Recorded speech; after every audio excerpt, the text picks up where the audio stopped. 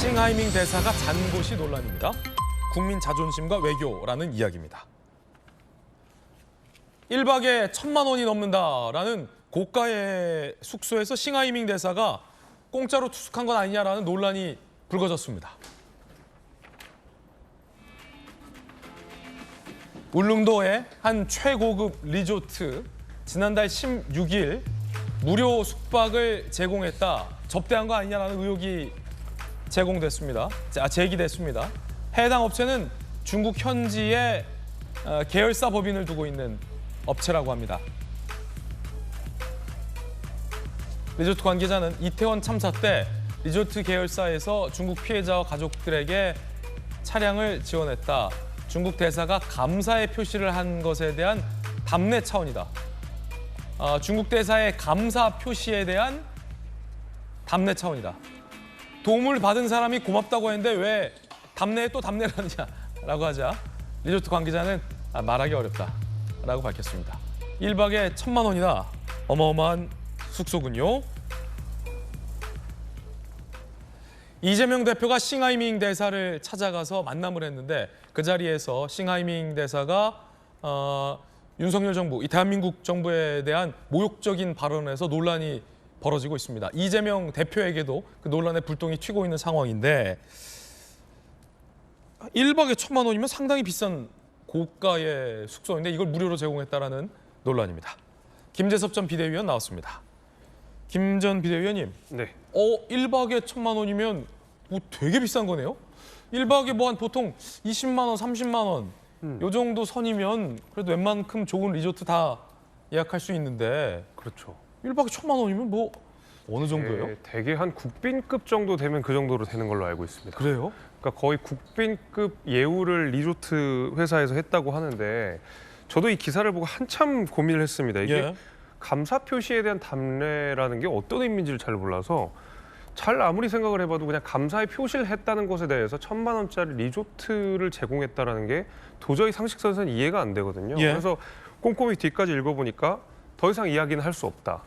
그러니까 뭔가 본인 스스로도 이야기하면서 궁색하다라는 얘기인 거거든요. 감사의 표시 한번 했다고 거기에 대해서 1,000만 원짜리를 제공한다는 것은 누가 봐도 대가성이라는 것을 의심할 수밖에 없다고 생각합니다. 예를 들어서 중국이 해당 뭐 업체를 도와줬어요. 그럴 수 있죠. 그거에 대한 답례일 수 있는데 우리나라 업체의 계열사가 도와주고 중국이 고맙다고 한 것에 대해서 또 답례를 했다는 것은 상식적이지 않다는 말씀이시군요. 상식적이지 않죠. 뭐 마침 또 언론 보도에 나오면 현지에 계열사 법인이 있다라는 거 아니겠습니까? 중국 현지에. 뭐 이런 것들을 전반적으로 고민해 보면 저는 뭐 당연히 어떤 대가성 같은 것들을 충분히 의심해 볼 수 있다 이 생각이 들고요.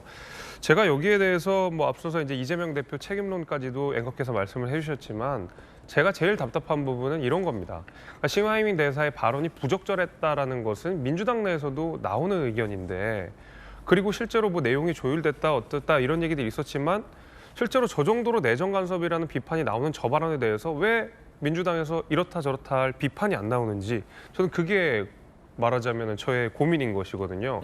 저 정도로 부적절한 발언을 했다 그러면 그 이재명 대표가 저기에 대해서 좀 자기가 들러리 쓴 것에 대해서 저 조금 좀 부적절했다고 생각하면 사후에라도 싱하이밍 대사나 중국에 대해서 비판을 할 법도 한데 아무런 메시지가 나지 않고 있다.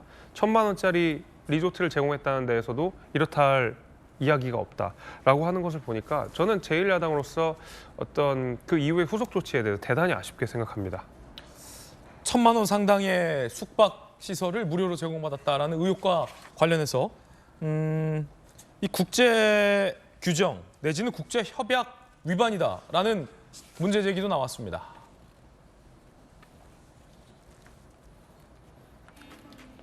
자, 숙소와 무관하게 별도의 의혹이 제기된 건데 2020년 4월부터 이태원 인근 공관원 숙소 신설 부지 사설 주차장을 대여했다는 의혹도 또 불거졌어요. 월 최대 500만 원 수익으로 추정되는데 세금 납부는 없었다. 외교관 영리행위 금지 협약 위반이다라는 지적이 나옵니다. 그렇죠. 왜냐하면 외교 관저 내지는 공관원 숙소 용도의 부지를 사설 주차장으로 이용했다면 무언가 어마어마한 수익이 나왔을 것이라는 추정이 가능한데 이런 것이 외교관들에게 통용되는 범위는 아니다라는 지적인데 김광선 변호사님 네. 어떻게 보십니까?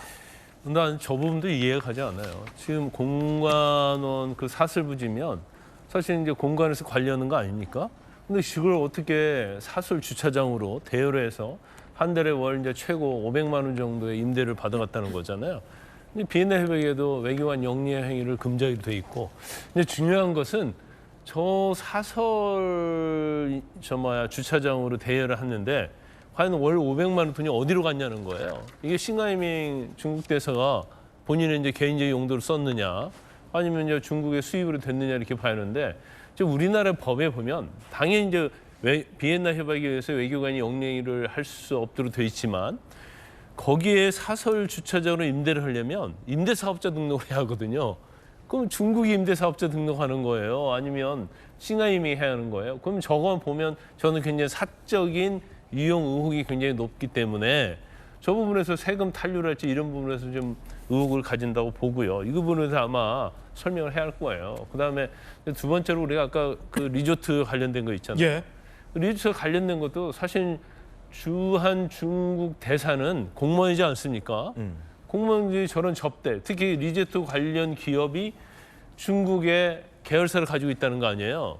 그러면 이거 일종의 뇌물, 향응, 접대에 해당이 되는 거거든요. 모르겠어요. 이제 중국은 이제 관시를 워낙 중요시해서 특히 이제 공무원에 대해서는 뭐 어느 정도 어떤 부패랄지 이런 걸 허용하는지는 모르겠어요. 모르지만 저건 전적으로 한국법에 의하든 중국법에 의하든 저건 뇌물이 되든 법 위반이 될 거예요. 그래서 지금 사실 뭐 일부 이런 의혹이 굉장히 나오고 있지만 또 향후에 있어서 또 다른 의혹이 나올 가능성도 없지 않다 이렇게 봅니다. 자, 대사관 쪽에 해명이 나오면 전해드리겠습니다.